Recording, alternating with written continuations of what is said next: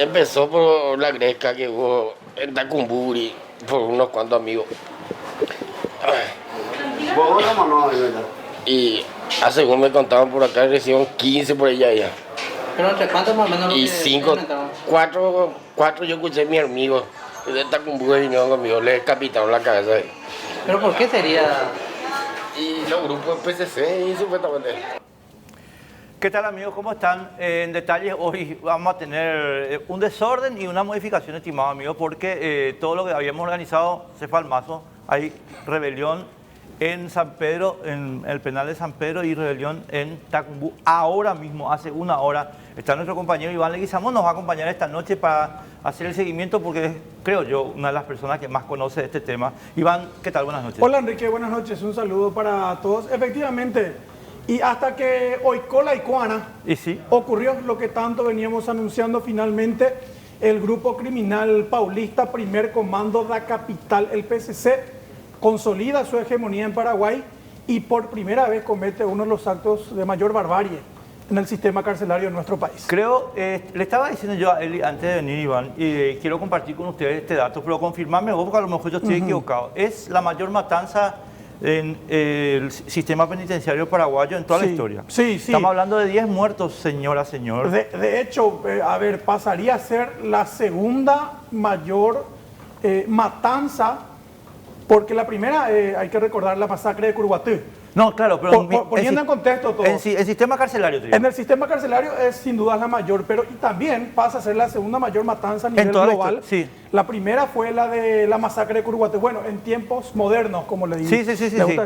Y allá por el año 2000 también hubo una matanza en Mingaguazú, Alto Paraná. 10 muertos. También en un enfrentamiento en realidad contra la policía, pero 10 delincuentes habían muerto en Alto Paraná hace aproximadamente 15 años. Este pasa a ser también con ese hecho el segundo. A donde yo quiero llegar, Iván, simplemente es que estamos en una situación que es inédita en nuestro país, que es que en el sistema carcelario, es decir, bajo custodia del Estado paraguayo, mueren 10 personas. Y vaya muertes, porque, estimados amigos, estamos hablando acá de 5 personas decapitadas, de 3 personas quemadas vivas. Ahora mismo... Una asesinada a tiros. También. Ese es un detalle menor. No, atendé, porque sí, vamos a ir a eso. Lo que quiero poner más en contexto, ahora mismo son las 21:03, Paraguay empató lamentablemente con Qatar. Y, estimados amigos, ahora mismo en Tacumbú estamos de vuelta con una situación de inestabilidad, creo que de un motín también.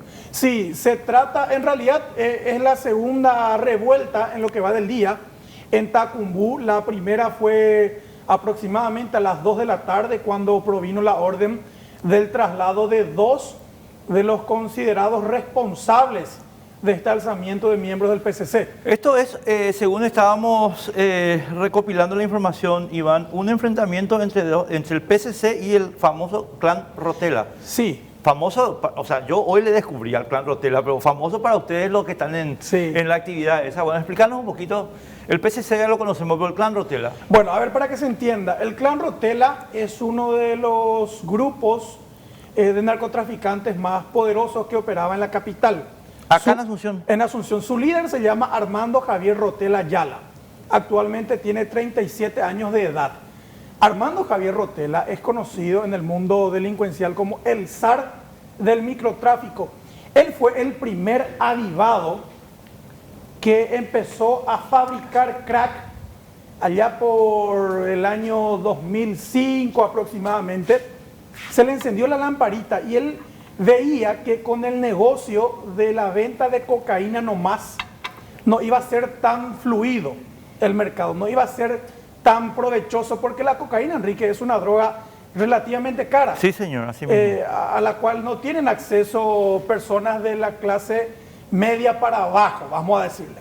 Entonces, Rotela, quien ya tenía antecedentes para aquel entonces, él está preso de los 18 años, dentro de la cárcel se le atribuyen al menos 8 asesinatos.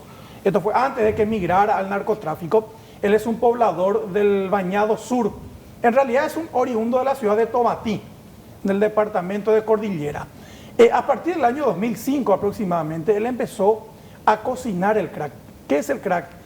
Son los residuos, o sea, la impureza de la cocaína que a su vez se convierte en otra droga, mucho más barata y mucho más nociva. Más adictiva y Más adictiva, claro, por supuesto. Entonces, él vio que con el crack, él iba a tener más éxito en el narcotráfico que con la venta de cocaína. Entonces empezó a producir crack a gran escala en su cuartel general, entre comillas, en el Bañado Sur, donde él operaba, Enrique, en una isleta. En una isleta que se formó en medio del río Paraguay. O sea, está lo que todos conocen, seguramente muchos conocen, el Bañado Sur. Sí. Bueno, pero al otro lado, o sea, antes de cruzar al otro lado del río Paraguay, se formó una especie de isleta a la cual solamente se llegan embarcaciones. Y él ahí montó su laboratorio de procesamiento de crack. Estas son las imágenes que corresponden a la publicación del diario ABC Color, allá por el año 2011, cuando agentes del Departamento Antinarcóticos detectaron cómo operaba Rotela. El tipo, en aquella época, Enrique, era el responsable del inicio de este flagelo que hoy nos está por matar a todos. El consumo de crack, que a su vez deriva, por ejemplo, de los asaltos de motochorros. 2011... Él cae. Él cae. Él en realidad ya estuvo preso en el año 2004. Hay una publicación, a ver, para ser cronológica, hay una publicación del año 2004, la primera, que ya tienen los compañeros de producción. Él estando preso, asesinó a otro recluso en el año 2004. Cuando eso, él ya era investigado por 6 homicidios. Vaya uno a saber cómo salió. En el año 2005, él empezó a montar su propia estructura. Pero estando fuera del... Claro, al salir ya de prisión, él tenía 6 crímenes, cometió otro adentro, pero al final él igual recuperó su libertad y empezó a montar su estructura en el Bañado Sur. Hasta el año 2011, pero cuando eso él ya era una especie de potentado narco. ¿Cómo es posible que desde el año 2011 hasta ahora el señor Rotela haya podido gestionar, gerenciar, presidir todo este esquema delictivo desde la cárcel? Ahí voy. En el año 2000, esta es la publicación del año 2004. Ahí vemos, el 28 de agosto creo que dice ahí, asesinan a 2 convictos en enfrentamientos en emboscada, ahí en rojo. Y ahí se consigna el nombre de Rotela como responsable de otro asesinato. Bueno, la siguiente publicación del año 2011 ya hace referencia a su captura. En un espectacular operativo, recuerdo, me fui a cubrir aquel caso. Allá viene Armando Javier Rotela custodiado, le sacaron de la isleta, le hicieron cruzar el río Paraguay y él guardaba 20 millones de guaraníes en efectivo en un hule debajo del agua. O sea, él usaba el río Paraguay como su fortaleza, como su guarida, pensando que nadie llegaría a él. Increíblemente, ¿sabe qué pasó un año después?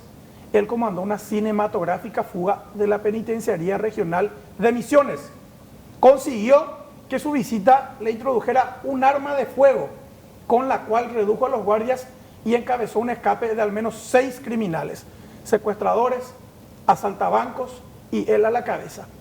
Desde el año 2012, él ya en la clandestinidad, cuando en realidad ganó de vuelta la libertad al comandar ese escape, ahí antes que replegarse, muy por el contrario, él consolidó su red. ¿Y sabes cómo pilló cómo podía operar de manera menos riesgosa?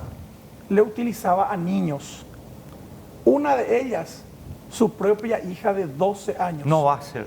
Que una vez fue capturada cuando llevaba 1,5 kilos de crack en su mochila de la escuela. Ahí está, atrapan a la hija del zar de microtráfico cuando llevaba crack a Tacumbú.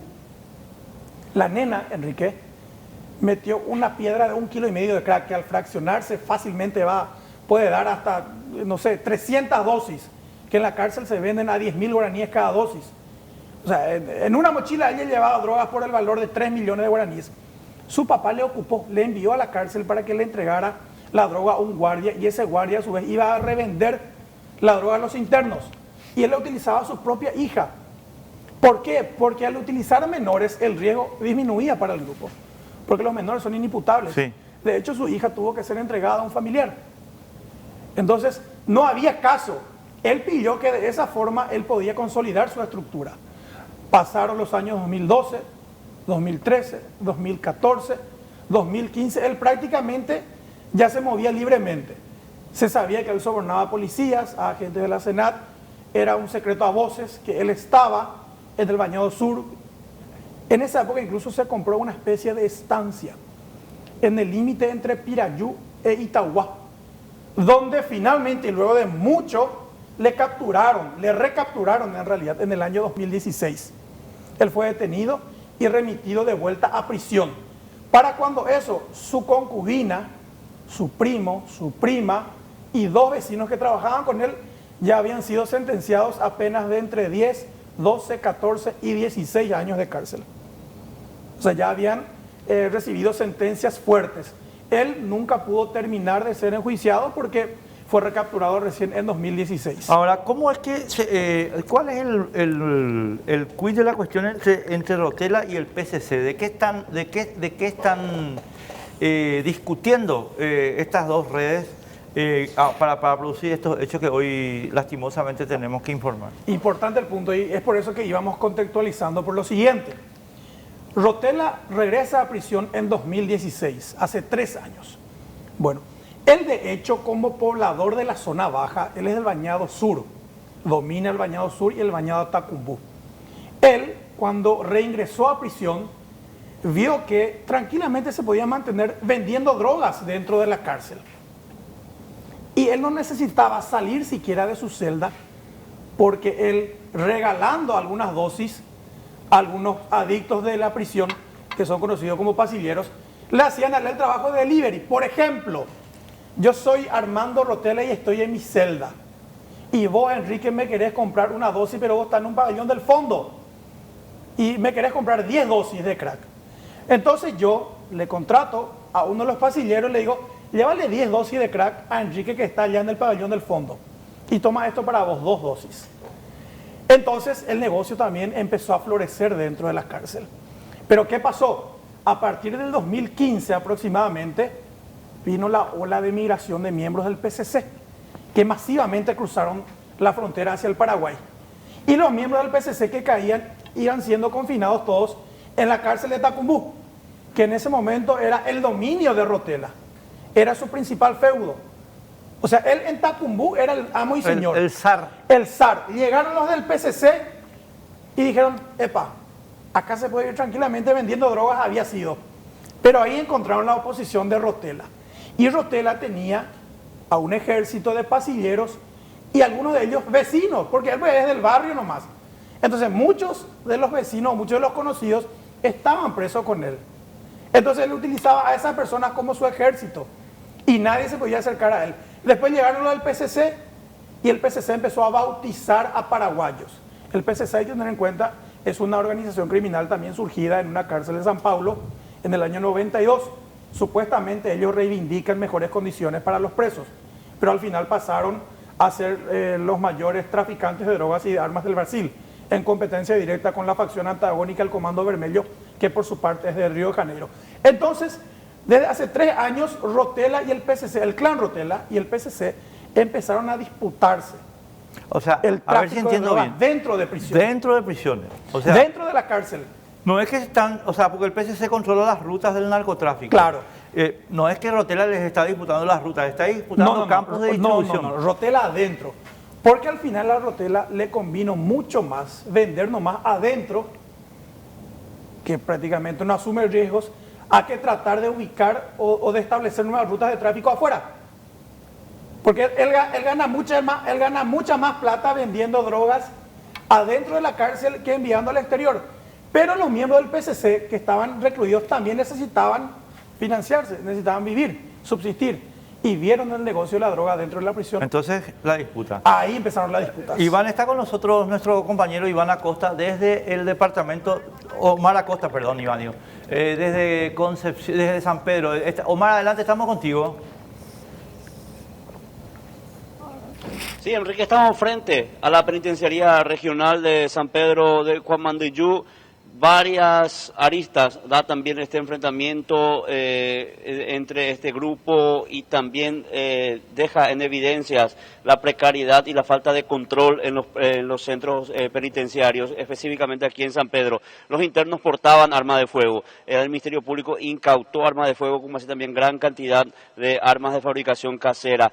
Vamos a escuchar al director de la penitenciaría, Wilfrido Quintana, hablando. Le consultamos directamente si él renuncia, pone su cargo a disposición o cómo explica esta situación. Vamos a escuchar lo que responde el director de la cárcel, como así también da los nombres de los 5 fallecidos.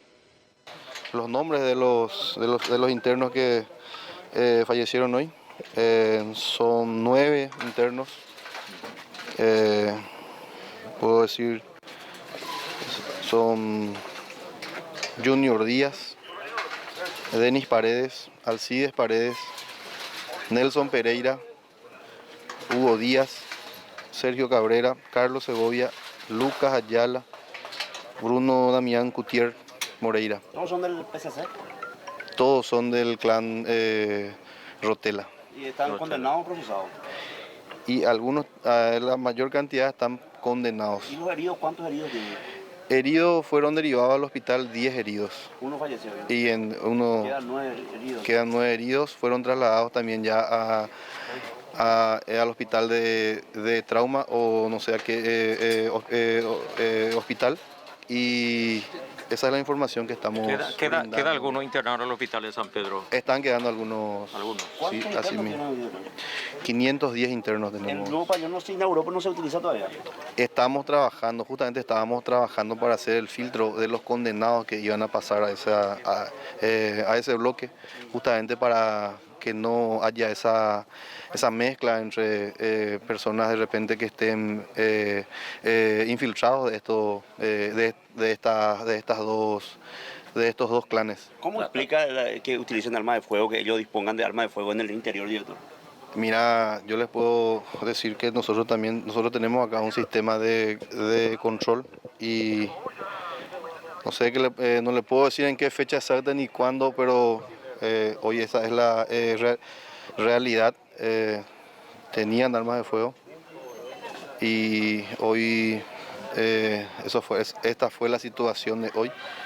Pasamos un mal momento, un enfrentamiento entre los agentes y los internos y después ya no pudimos retener la situación. ¿Usted va a poner su cargo a disposición a raíz de esto, teniendo que ellos introducieron armas de fuego, director? Yo tengo que hacer mi informe, tengo que hacer los informes de lo sucedido, tengo también informes pasados con anterioridad y yo con la situación que hoy pasamos, yo creo que también voy a tener que poner mi cargo, ¿verdad? Es porque estamos hablando de 9 víctimas. ¿Cómo queda la internos. seguridad esta noche? Bueno, cabe destacar también. Bueno, va a ver si pone a disposición su cargo o no finalmente el director de la cárcel de San Pedro. Genera también todo tipo de comentarios en San Pedro esta situación que se dio a raíz de que introducían fácilmente arma de fuego. También muchas personas, hoy era día de visita, estuvieron allí enfrente de los niños, que estaban niños ingresando también de visita.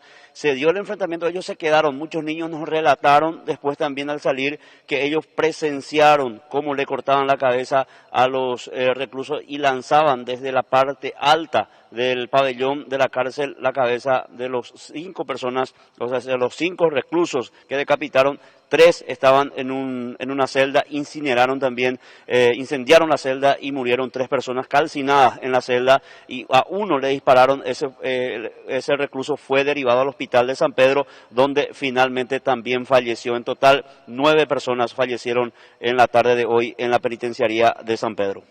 Bueno, Omar, ¿a qué hora tendríamos una definición sobre este tema de quién va a estar dirigiendo el tema? Porque tenemos entendido que el ministro JJ Ríos se trasladó con todo su equipo a tu departamento, ahí a San Pedro, Omar.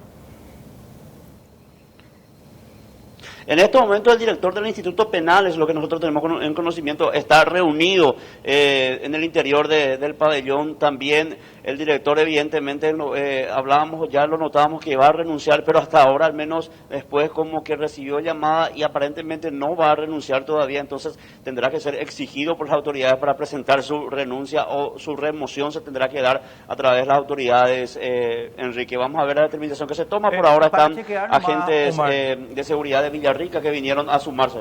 Claro, solo para Sí. chequear, ¿el ministro Ríos está ahí o no está ahí?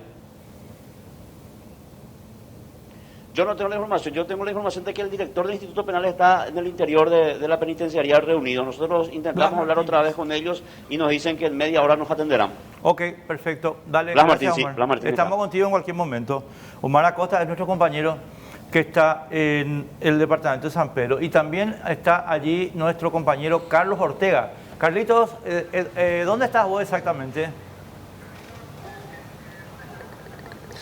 Buenas noches, Enrique. Estamos en el Hospital Regional de San Pedro de Cuamandiyú. Hasta este lugar fueron derivados los 15 internos que resultaron heridos en este amotinamiento en la cárcel de esta ciudad. De los 15 que fueron derivados hasta aquí, Enrique, Bruno Gutiérrez terminó acá en este nosocomio. Acá se confirma su deceso por las heridas que él recibió. Estamos hablando de Bruno Gutiérrez, reitero.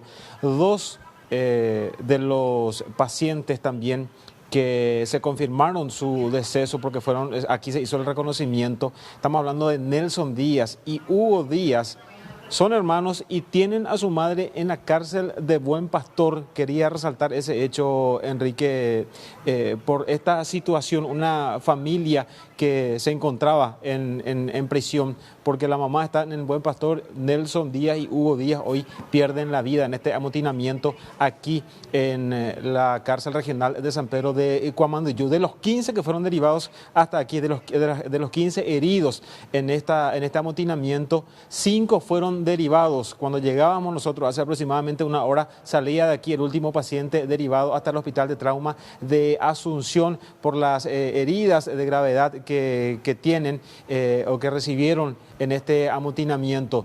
El resto, 9 pacientes ya fueron dados de alta y seguirán sus tratamientos ya en la cárcel regional, porque tenemos que hablar que todos son internos y que si bien se está hablando de una alta médica, ellos fueron derivados nuevamente hasta la cárcel regional, donde recibirán asistencia médica para ese tratamiento por las heridas que recibieron. Y bueno, obviamente completamos esta lista de 15 heridos con el que perdió la vida aquí se confirmó su deceso, Bruno Gutiérrez. En total, 15 pacientes derivados hasta aquí. Y se habló en el transcurso de la tarde, Enrique, de una evacuación de este centro asistencial. Sin embargo, nos puntualizaba el director que lo que se hizo fue implementar un protocolo de seguridad. Los pacientes que están internados, que están en camas aquí, no fueron derivados en ningún momento hasta el Instituto de Previsión Social, como en un momento se mencionó. Lo que sí se hizo es asegurar todos los consultorios, todas las salas de internación, cerrar las puertas, poner agentes de seguridad en ellas y despejar los pasillos. Los pacientes que estaban esperando ser atendidos o consultar a esa hora sí tuvieron que ir hasta otros nosocomios como sanatorios privados y el IPS de aquí de la ciudad. Pero los internados nunca se movieron de sus camas. Esa es una puntualización que hacía. Y como te reiteraba, Enrique, ya te remarcaba, a esta hora ya normalizada la situación, la asistencia aquí en el Hospital Regional de San Pedro de Cuamandiyú, tras una tarde realmente caótica y primera vez que vivimos esto, nos decía el director, y resaltó también la predisposición de su plantel médico, que aún no estando de guardia acudieron rápidamente al recibir la voz de alerta, así como también el personal administrativo, inclusive el personal de limpieza que estuvo trabajando toda esta tarde aquí en el lugar. Carlos, una cosita que creo que tenemos que consolidar números de víctimas, porque tenemos un reporte que estaba haciendo Omar recién que hablaba de 9 fallecidos dentro del penal de San Pedro, y ahora vos estás agregando que en el hospital fallecieron 3 personas, ¿verdad? ¿Es correcto o entendí mal? No. Te cuento, en un primer momento ya se confirmaron 8 decesos ya en el lugar de los hechos, en la cárcel regional de San Pedro. Uno de los pacientes que fue derivado aquí, uno de los 15 pacientes derivados aquí, perdió la vida, se confirmó su deceso aquí. Con ese paciente, hablamos de Bruno Gutiérrez, es que suman 9 los fallecidos. El resto de los derivados hasta aquí, hasta el nosocomio, 14. 5 fueron derivados, trasladados hasta la ciudad de Asunción, y 9 dados de alta y retornaron hasta la cárcel, Enrique, para hacer esa puntualización. Entonces, son 9 los fallecidos. El consolidado es 9 fallecidos, porque también se está publicando aquí en los medios cifras que hablan de 10, por eso creo que tenemos que precisar la información. Estamos hablando de 9, entonces confirmado. 9. Nueve confirmados. Lo que te hacía la puntualización de esta lista de 9, 2 personas son hermanos, Nelson Díaz y Hugo Díaz. Ellos son presos o eran presos de la cárcel de San Pedro y tienen a su madre en la cárcel del Buen Pastor. Correctísimo, Carlos. Estamos contigo también en cualquier momento cuando se produzcan novedades. Iván. Ahí nomás te quiero Sí. un paréntesis. 5 fueron decapitados. 5. 3 murieron quemados, vivos, 8. Y el Bruno noveno es el que murió en el hospital. a tiros. Él fue una de las primeras víctimas de los disparos porque se metieron 2 pistolas.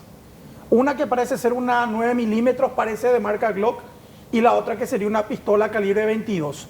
Hay que tener en cuenta que una pistola Glock tiene un cargador para 15 tiros y la pistola calibre 22 tiene un cargador por lo menos también para 15 o 17. Es decir, fácilmente los internos que recibieron estas armas tenían por lo menos 30 balazos o 30 proyectiles a disposición. Ahora, ahí viene, Iván, la cuestión que yo sinceramente creo que el director del penal, yo creo que tiene que ser destituido. Y no estoy hablando acá de ninguna cuestión, nada. Acá hay un simple asunto que tenemos que entender por qué te estoy señalando esto. Porque una persona detenida bajo custodia del Estado, estimado amigo, necesita, no es que necesita, el Estado le tiene que garantizar la integridad. Cuando el director de un instituto penal establece un mecanismo que falla, no porque él quiera tal vez, pero tal vez porque es corrupto, no sé, yo no estoy haciendo juicio de valor acá, ese director del penal tiene que asumir la responsabilidad política. Yo no estoy hablando acá todavía de responsabilidades penales ni nada. La responsabilidad política es decir, sí señor, era bajo mi mando que se metieron estas armas y las armas no podían entrar. Además de, y ahí Iván yo quiero decirlo, digamos, para conversarlo contigo, para que la gente saque sus propias conclusiones. Además, yo creo que el director de un penal donde tenés gente del PCC tiene que tomar recaudos especiales. Ni te hablo luego del clan Rotela, el PCC, o sea, ¿vos de dónde sos del PCC? Recaudos especiales, es una organización de las más importantes del terrorismo, además del narcotráfico, y resulta que están detenidos como presos comunes. A ver, acá te voy a dar a elegir, ¿querés debatir sobre cuestiones de fondo o cuestiones de forma? Porque acá hay un chorizo de elementos para debatir.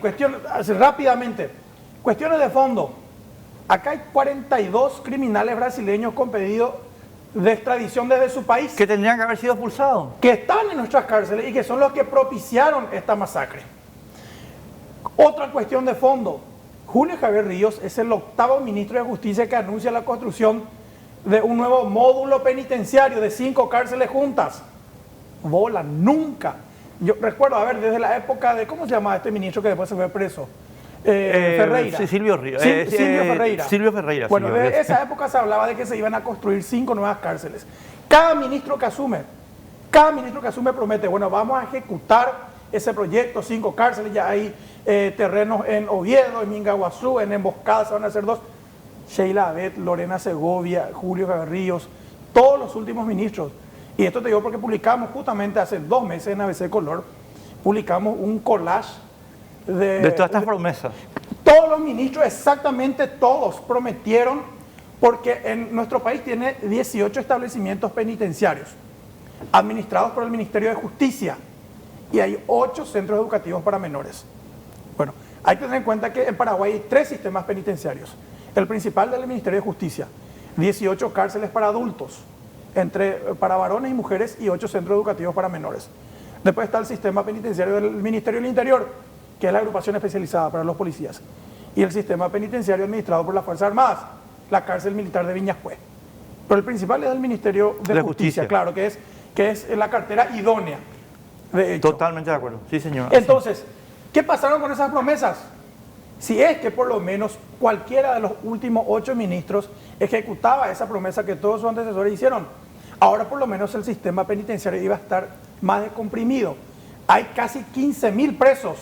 Y yo después te voy a agregar a la vuelta a la pausa porque nos están retando aquí, porque nos vamos a la pausa y estamos de vuelta enseguida con toda la información al momento.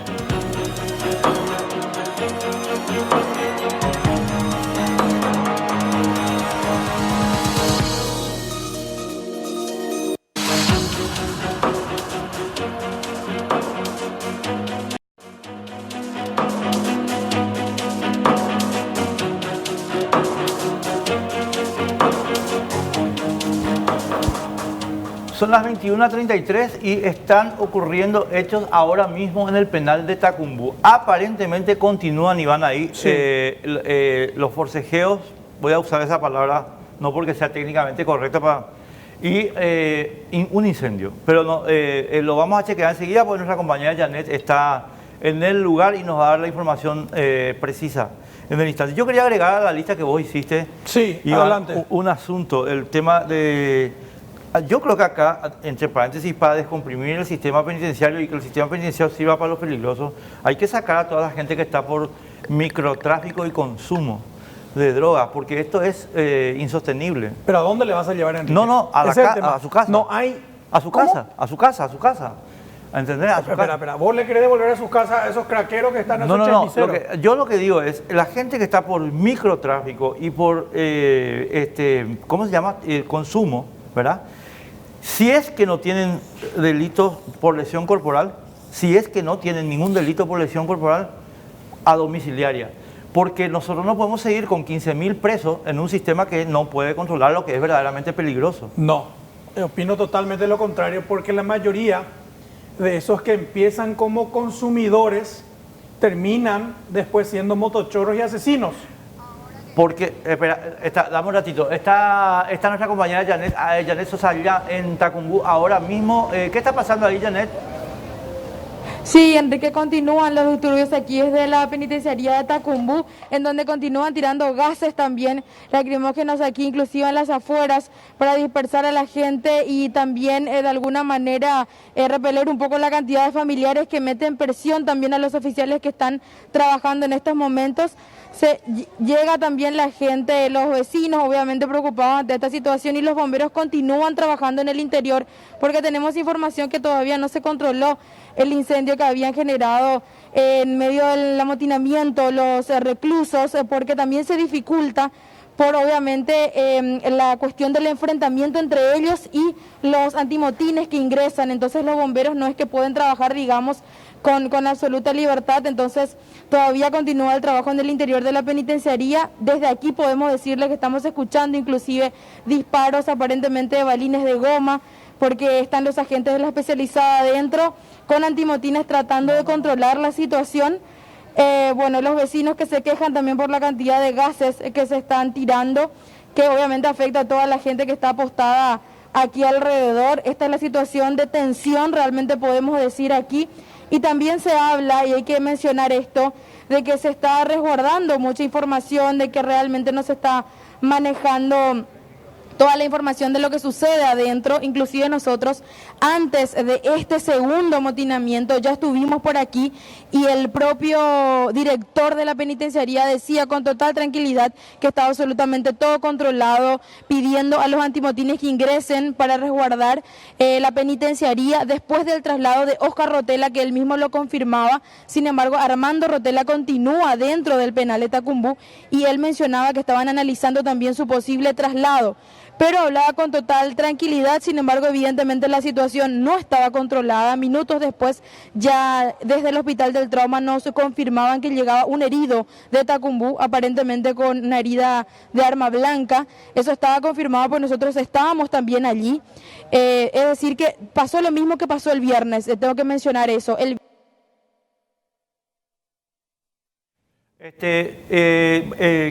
Vamos a seguir enseguida con Janet. La señal ahí hay que tener en cuenta, inhibidor, hay un inhibidor. Hay un inhibidor que sirve solamente para los medios, no sirve para los internos. Exactamente. ¿Está Janet de vuelta? Bueno, entonces, confirmado que hay un incendio, Sí. confirmado que el enfrentamiento continúa, Sí. confirmado que Rotella está todavía en Tacumbú. Porque el primer incidente se inició en Tacumbú después de lo de San Pedro. Porque en Tacumbú están Armando Javier Rotella Ayala y su hermano Oscar. ¿Que son hermanos de este o qué? Y son los líderes del clan Rotella. Son primos. Y son los jefes, vamos a decirle, de los que murieron en San Pedro. Espera un ratito. Bueno. Janet, estamos contigo otra vez. Sí, son primos. Oscar y Armando Rotela son primos. Ellos trasladaron hoy a la siesta a Oscar Rotela. Armando, que es el líder realmente del clan, está todo de Tacumbú. Se estaba analizando el traslado para hoy más tarde o en todo caso mañana, nos decía el director. Eso es lo que se manejaba, pero continúa todavía Armando Javier Rotela dentro de la penitenciaría de Tacumbú, por ende todavía los enfrentamientos también continúan, porque era él quien en un principio había generado este intento de amotinamiento más temprano, cuando lo intentaban trasladar primeramente a él. Él se negó a ser trasladado hasta Emboscada, decía que no había la seguridad allí en la penitenciaría y por eso se negó. Y finalmente les trasladaron a Oscar Rotela, que sería el primo, Enrique, de Armando. Claro, ahora, lo que yo, ¿quién está ahí de responsable? ¿Quiénes están encabezando el operativo de recontrolar esta situación, Janet? Bueno, está Jorge Fernández, obviamente el director de la penitenciaría, que ingresó nuevamente porque primeramente salió hace unos minutos y fue asediado por los familiares, quienes están desesperados. Está el jefe de la comisaría cuarta también. Está el comisario Mesa también, jefe de aquí del área de Asunción, también liderando con todo el equipo, y obviamente los bomberos que también están trabajando, ¿verdad? Principalmente es el director el que tiene que salir a dar las explicaciones de lo que sucede. Quiero remarcar que el viernes pasado 2 internos fallecieron en la penitenciaría y primeramente esta información fue negada por el director. Lo mismo sucedió de vuelta hoy, cuando nosotros hablamos con el director, le preguntamos si estaban preparados para lo que estaba sucediendo y si realmente se estaba montando el operativo de seguridad conveniente para evitar la situación que estamos mostrando ahora en las imágenes, y él nuevamente mencionaba que no había heridos, cuando en realidad sí había ya heridos en ese momento que nosotros habíamos conversado con él, porque minutos después llegaba al hospital del trauma, nosotros con el equipo le consultábamos al director médico y decía que sí, acababa de llegar un interno de Tacumbú con una herida de arma blanca. Estamos escuchando nuevamente los disparos en el interior de la penitenciaría, compañeros, y siguen tirando gases también, que obviamente llegan también hasta esta zona. Realmente un clima de muchísima tensión aquí. Janet, ¿será que podemos participar de ese sonido ambiente, por decirlo de alguna manera, o no hay manera? Y estamos un poco lejos, Enrique, creo que no llegamos porque... Hay un cerco de seguridad. Hay un cerco de seguridad. El viernes pasado 2 fallecidos eran del clan Rotela. Se maneja que eran del clan Rotela, sí. Eso no nos quiso precisar Iván, hoy el director. Sí, no, los de la otra vez son del PCC. Los fallecidos son del PCC. Perdón, del PCC el viernes, sí. Bueno, y ahí nomás también le contamos a Janet y a la audiencia por qué se desató la matanza de hoy.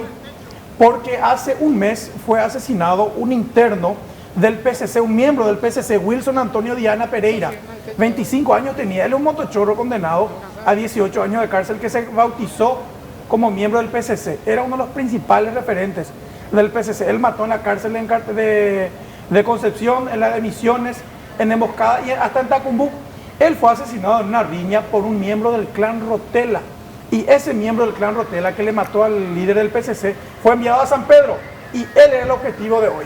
¿Hace cuántos días ese asesinato que está? Eso ocurrió el 18 de mayo. Tenemos incluso las publicaciones de ABC Color de ese día. Wilson Antonio Diana Pereira se llama. Janet, el ministro del Interior, alguien de algún mando supremo, vamos a decir, del aparato del Estado, ¿nadie ahí? No. Nadie llegó hasta el momento, no manejo esa información. Nosotros acabamos de llegar al hospital del trauma, donde uno de los heridos de San Pedro ya llegó, faltaban 3 más según la información que manejábamos, pero aquí por lo menos autoridades a nivel ministerial no está nadie. También tengo que resaltar eso, que más temprano cuando llegábamos no había ninguna sola autoridad de la penitenciaría aquí dentro de la cárcel. Yo particularmente le llamé a Jorge Fernández a preguntarle si no iba a dar una respuesta a los familiares y a la prensa de lo que estaba sucediendo, y después de esa consulta y de haberle realmente pedido por favor que venga porque los familiares estaban desesperados, ahí llegó el director de la penitenciaría. Antes no había llegado, incluso ya mucho después de lo que había sucedido en San Pedro. O sea, realmente una situación alarmante, porque obviamente esto iba a tener repercusión en Tacumbú. Janet, una última de mi parte, no sé si Iván tiene más preguntas, pero yo quiero saber, de lo que vos estás pudiendo ver ahí, de cuánta gente estamos hablando en términos de antimotines y aparato de seguridad, no bomberos, sacar los bomberos, el aparato de seguridad. Y mínimamente hay 100 oficiales con lo que llegaron ya hoy a la tarde. Vamos a tratar de acercarnos un poquitito más ahora que nos permiten, y creo que no se están lanzando más gases en estos momentos. También hay antidisturbios adentro, así que contando rápidamente lo que pudimos visualizar en la camioneta que ingresó antes, podemos decir que esa cantidad de efectivo se maneja ahora mismo. Ahí te Vamos a ver el si nos número del podemos director de acercar policía. hasta la Rotela zona ya de... está en la agrupación, ahora le hicieron cruzar la muralla. Sería Oscar Rotela. Sí, vos estás entrando hacia la puerta del penal, ¿verdad? Sí, señor, estoy ingresando hasta el portón principal. Estamos bajando esta calle empedrada que baja hasta Tacumbú, termina por la penitenciaría esta calle. Así que nos estamos acercando hasta el portón principal sería. Aquí están apostados los bomberos que continúan ingresando. Y los efectivos policiales que también están realizando una tarea de apoyo desde aquí. Evidentemente todavía el incendio no está controlado aparentemente. Comisario, ¿qué datos tienen desde adentro? ¿El incendio está controlado? No tenemos información todavía. ¿Cuántos oficiales están apostados? No le quiero mentir, pero una buena cantidad de personal policial para tratar de subsanar este inconveniente. ¿En qué pabellón está el tema? Sí, señor, esta es la parte frontal. Gracias, el comisario Edgar Galeano también brindando algunos detalles por lo menos de lo que conocen, ¿verdad? Porque algunos van llegando recién, se suman a esta tarea. Ahí compartimos las imágenes del trabajo que se está realizando dentro de la penitenciaría. Les escucho. Le decía, él es refuerzo, él es el jefe de la comisaría tercera.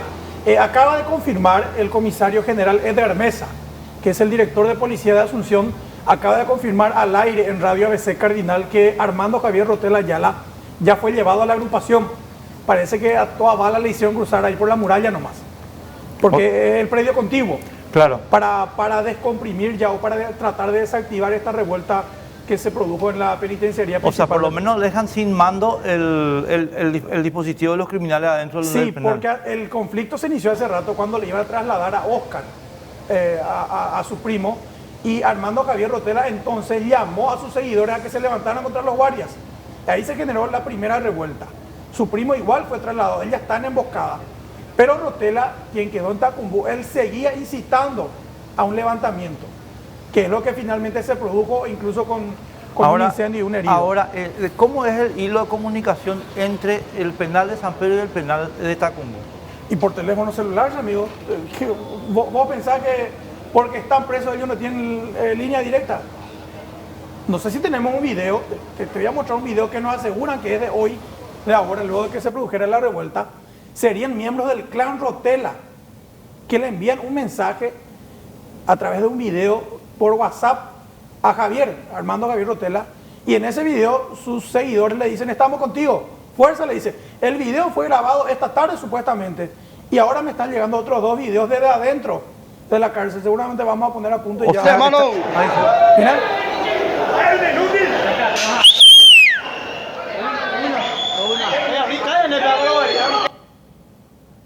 Esto es increíble. Esto es increíble. Hay más, no sé si, pero... Y hay otro video en el que los seguidores de Rotela muestran sus armas dentro de la cárcel, en la celda. A ver.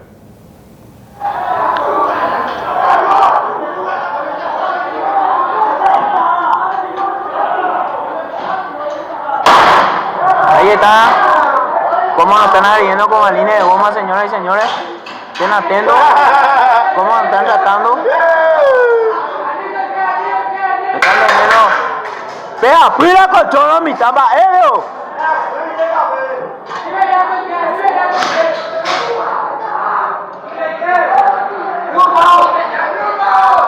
Ah, pues no más.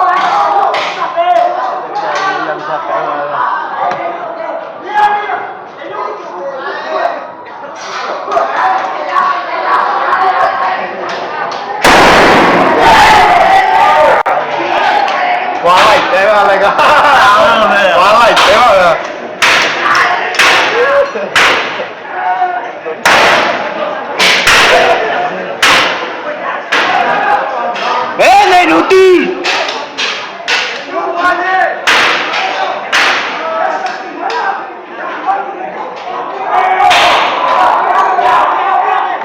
¡Ah, Pubu!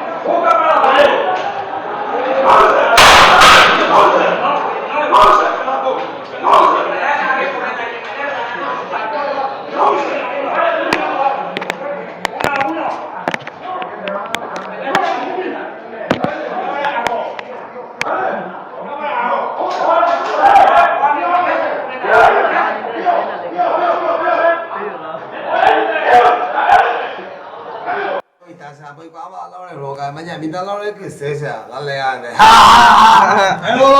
Onda que se vaya y la verdad que.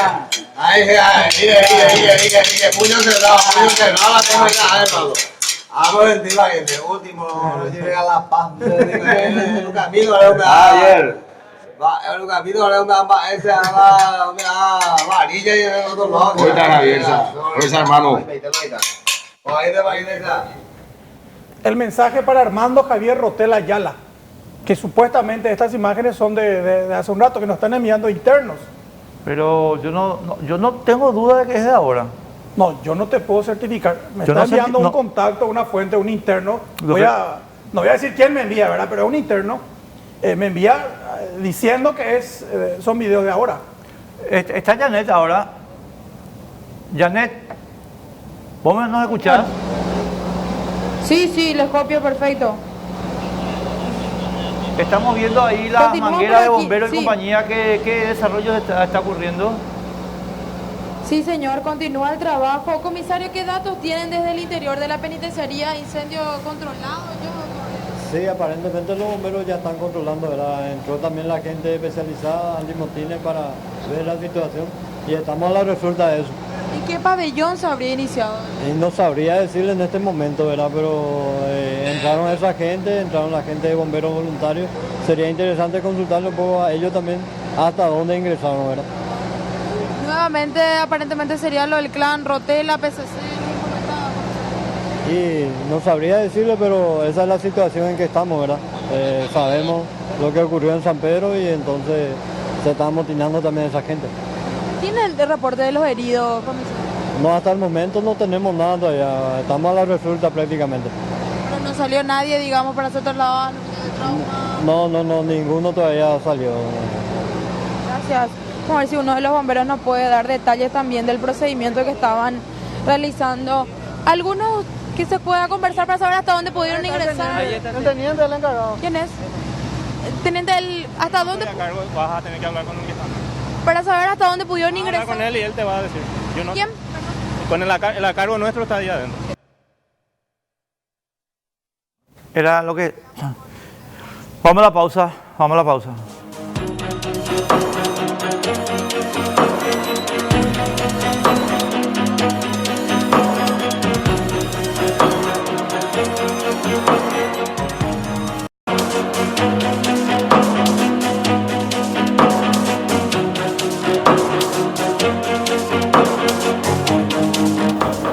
Bueno, a ver, yo sé que hay muchas conclusiones que se tienen que sacar de esto. Iván, a mí la parte que me preocupa es la parte del funcionamiento institucional. Creo que esto demuestra un fracaso gigantesco en el aparato penitenciario paraguayo, ¿verdad? Pero también en el aparato de seguridad. No puede ser que el PCC sea el dueño de las cárceles paraguayas, no puede ser que una organización criminal paraguaya, los Rotela, sea la dueña de la otra mitad. Es decir, algo está fallando acá y muy mal. Acá hay que hacer la salvedad, Enrique. Acá no le podemos atribuir, por ejemplo, la responsabilidad absoluta al ministro del Interior. No, el ministro del Interior, o sea, ¿qué tendría que ver? No. Así como le damos con un caño, también hay que ser justo y por sincero. eso, acá el responsable es Julio Javier Ríos, que es el responsable de turno. Sí, Ahora sí. él va a decir, no, yo asumí recién. Bueno, él sabía a lo que venía a jugar. Por eso te decía el tema de las cuestiones de fondo. ¿Cómo entraron 2 pistolas hoy a la cárcel de San Pedro? Por eso te digo, yo lo que creo es que, yo lo que creo es que Julio Javier Ríos tiene responsabilidad en no haber tomado con la debida seriedad el problema. No es que no tenía idea del problema. En marzo, hace abril, mayo, junio, 3 meses ocurrieron 2 motines consecutivos en las cárceles de Oviedo y de Concepción respectivamente. Nosotros en Crimen y Castigo, nuestro programa diario, anunciamos que esto iba a pasar y nadie hizo nada. No sé si te vas a atrever a contestarme. ¿Cuánto ganas? No te va a atrever. Un guardia de San Pedro gana 2 millones de guaraníes. Le habrán pagado 500.000 y dejó meter 2 pistolas. ¿Qué pregunta? Te apreté, bueno, nos vamos hasta San Pedro, otra vez está nuestro compañero Carlos Ortega. Adelante, Carlito. Sí, estamos aquí frente a la cárcel de San Pedro de Cuamandiyú, justamente. Ven aquí ustedes uno de los móviles de traslado de internos del Ministerio de Justicia. Cuatro 4 internos aquí de la cárcel de San Pedro van a ser trasladados hasta la penitenciaría de Villarrica. Ya están ellos aquí en el interior del móvil y otros internos más también van a ser trasladados ya, pero a la cárcel de Coronel Oviedo. Estamos esperando que salga el director de institutos penales, el señor Blas Martínez, para ver los resultados, para ver qué va a pasar con el director de la cárcel aquí de San Pedro, porque hace cuestión de 2 horas ya que están en esta reunión y está terminando aquí el procedimiento. Este procedimiento que inició también a la siesta, al mediodía, Enrique, con todo este amotinamiento, y bueno, ya este es el momento en que se está finiquitando todo, y bueno, vamos a esperar por el señor Blas Martínez a ver qué respuesta tenemos por parte de cómo queda el caso del director de esta penitenciaría, atendiendo todo lo que ocurrió hoy y principalmente todo lo que se encontró en cuanto a armas blancas, armas de fuego, que es lo más grave, Enrique. Sí, señor. Gracias, Carlos. Contigo en cualquier momento de vuelta. Iván, estábamos señalando nomás esto. Yo vuelvo a reiterar el concepto, porque no quiero que se me malinterprete en el sentido de que... no. Yo lo que te digo, el 15 de agosto del año pasado, cuando asumieron el gobierno, cuando a vos te dan una cartera como justicia, que tiene el sistema penitenciario a cargo, vos tenés que... ¿Quién está acá adentro? ¿Y cuál es la situación? Y ahí tenés o no que tomar la posición de alerta, de alarma, para disponer de estas cosas. Porque realmente yo creo que eso que acabas de señalar vos sobre el tema salarios, es verdad, pero no es toda la verdad. ¿En qué sentido? Una señora que hace limpieza de la casa gana tal vez menos que eso, pero ella no está robando. Es decir, la justificación... No justifica, Enrique. Por eso te digo. O sea, acá lo que hay es una falla gigantesca, sistémica, por ejemplo, en la selección de personal. Pero el tema salarial no justifica, pero facilita. Sí, es una tentación. Claro, a la pucha. Si vos ganas menos de 2 millones de guaraníes y viene un tipo y te dice, che, déjame meter 2 pistolas y te voy a pagar $1.000. En un día vos podés hacer 3 veces más lo que ganas en un mes. Entonces se debe revisar. Y esas reivindicaciones muy justas de los guardias cárceles ya vienen de hace 10 años. Sí, o más y todo. O más. Siempre ellos fueron ignorados. Y cuando ocurren este tipo de cosas... Le echamos la culpa a ellos. Le echamos la culpa a ellos. No, por eso yo le estoy echando la culpa al ministro. Y él sabía lo mismo. Un ministro de salud asume, ¿verdad? Y un año después él no puede decir, no, yo heredé del gobierno anterior. Él sabía lo que se metía. Esto de San Pedro ahora mismo, lo que estamos viendo... ¿Este es el penal? A ver... Sí, esta es la sí, parte de afuera. Sí, Van a ser llevados a Villarrica. La Penitenciaría Regional de Villarrica. Los nombres oficiales son esos. Penitenciarías regionales de San Pedro de Cuamandiyú, de Villarrica. Pero es más seguro que San Pedro. Ninguna cárcel es segura. De la que siempre se habló bien o se hablaba bien era de la de Misiones. Pero ahí se escapó justamente Rotela. Claro, y se escapó Rotela y se escapó aquellos turcos y qué sé yo. Así mismo, la de Encarnación, la que goza de mayor reputación ahora. O sea, es la menos peor, por decirte. Bueno, no es la mejor, es la menos peor. Sí, no podemos hablar de mejor. La que era la mejor, la Penitenciaría Regional Padre Juan de la Vega de Emboscada, una de las dos que hay ahí, porque la otra es la antigua cárcel de máxima seguridad. ¿Sabe cómo se escaparon hace poco? Padre Juan de la Vega, cortaron los tejidos. Sí, y uno de los heridos de ahora había sido trasladado a San Pedro, precisamente tras escapar de Emboscada. O sea, no hay una cárcel. Al final, Tacumbú es la cárcel más segura otra vez del país. O sea que vos no estás de acuerdo con mi idea de que descomprimamos esto sacando que gente que está ocupando el lugar de balde. Bueno, entre comillas de balde. Los adictos de sí. No, van a salir, nos van a matar a todos, Enrique. Es que un tipo que cae en las drogas, después va a matar para conseguir su vicio. En todo caso, hagamos un programa de reinserción y desintoxicación dentro de la cárcel. No, yo lo que te digo es, hagamos un programa de vigilancia domiciliaria. No existe, Enrique, es una utopía, no. Porque yo creo que en la cárcel tenemos que encerrar a los que son verdaderamente peligrosos. Pero también faltan más cárceles, ese es otro problema. No, estamos de acuerdo. Faltan más cárceles. Pero convengamos que esto no es un problema de falta de cárcel, esto es un problema de falta de autoridad. Convengamos que PCC y Rotela se forman porque tenemos una falta de autoridad en el sistema ¿Sabes penitenciario. cómo se va a cortar esto de raíz ahora? Bueno, ya no de raíz porque hay 9 muertos, ¿verdad? Enviando al Brasil a los 42 brasileños que están acá y que son reclamados en su país. Totalmente de acuerdo. Ellos son enviados. Ningún miembro del PCC paraguayo va a querer resistir.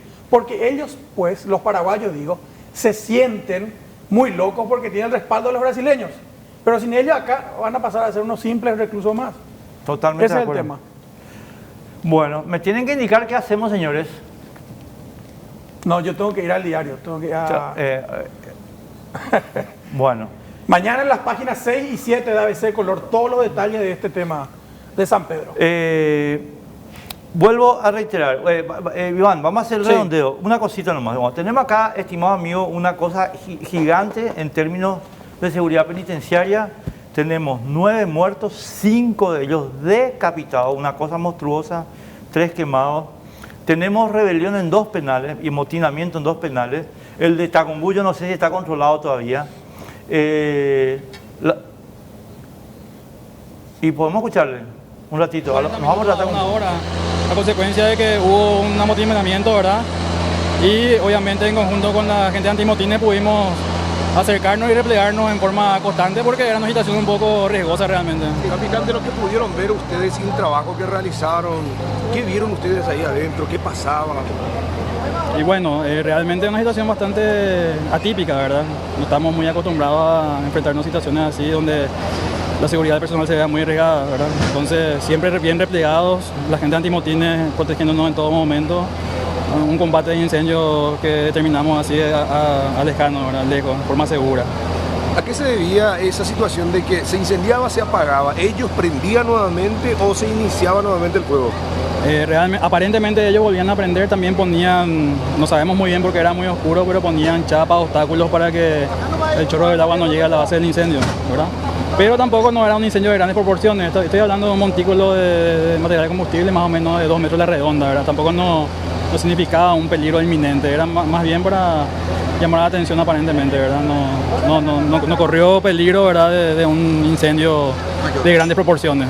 ¿Qué es lo que se incendiaba? ¿Qué es lo que se quemaba? Y aparentemente eran restos así de basura, plásticos, posiblemente algún colchón seguramente. No representaba mucha cantidad de material de combustible, pero sí hubo mucho humo, ¿verdad? Y obviamente en el momento de la intervención de los antimotines usaron gases lacrimógenos, entonces las circunstancias hicieron bastante especiales nuestro combate al incendio en sí. Capitán, ¿ustedes en algún momento pudieron ver algún recluso, algún incidente ahí con ellos? ¿Pudieron? No, realmente no. En todo momento nosotros estuvimos replegados detrás de la gente de antimotines, ¿verdad? Y bueno, no podría decir que vimos directamente o interactuamos directamente con esas personas, pero no hubo vamos a decir, un contacto directo realmente. Bastante profesionales la gente de antimotines realmente, precautelando nuestra seguridad, ¿verdad? Ante todo. ¿No hubo víctimas, digo, en el sentido de víctimas, personas que fueron derivadas, ¿no? De manera interna sí, ¿verdad? Hay pabellones que están teniendo pacientes, ¿verdad? Gente recién operada o con otras condiciones que fueron trasladadas de un pabellón a otro justamente por temas de seguridad. Ya seguramente los especialistas médicos internos, ¿verdad? Estarían determinando la gravedad de sus lesiones, ¿verdad? Pero creo que es a consecuencia de inhalación de gas pimienta, aparentemente, ¿verdad? Y un poco de humo seguramente. Pero no quemados.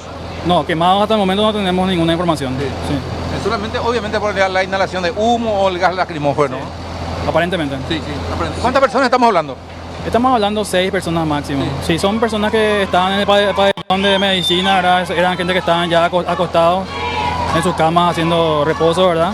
Y fueron esas personas las que fueron derivadas de un lugar a otro porque era muy próximo a ese lugar el principio del incendio en sí, ¿verdad? Ya, para la tranquilidad de los familiares de los internos, entonces nada grave, todo controlado por ahora, ¿no? Por ahora todo controlado. Sí. Muchas gracias, capitán. ¿Su nombre, capitán? Ernesto Valdés. Bueno, muchísimas gracias. Eso que ustedes estaban viendo, estimados amigos, aparte de las imágenes de nuestros compañeros que están ahí ahora, es de adentro, desde adentro.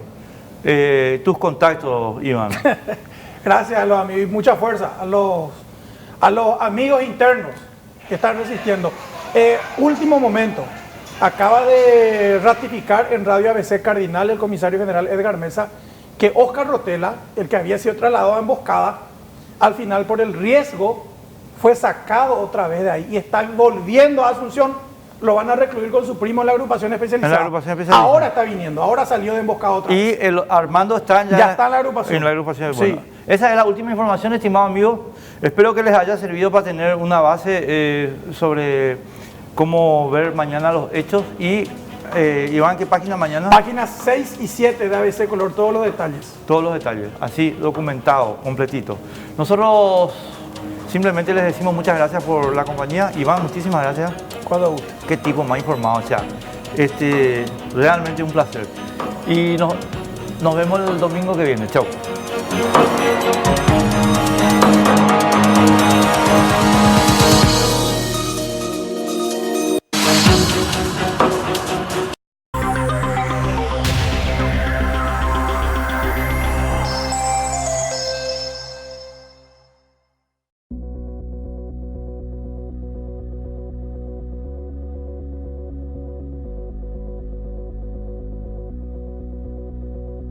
Hola amigos, ¿cómo están? Espero que estén allí en su lugar más cómodo porque hoy vamos a ir directamente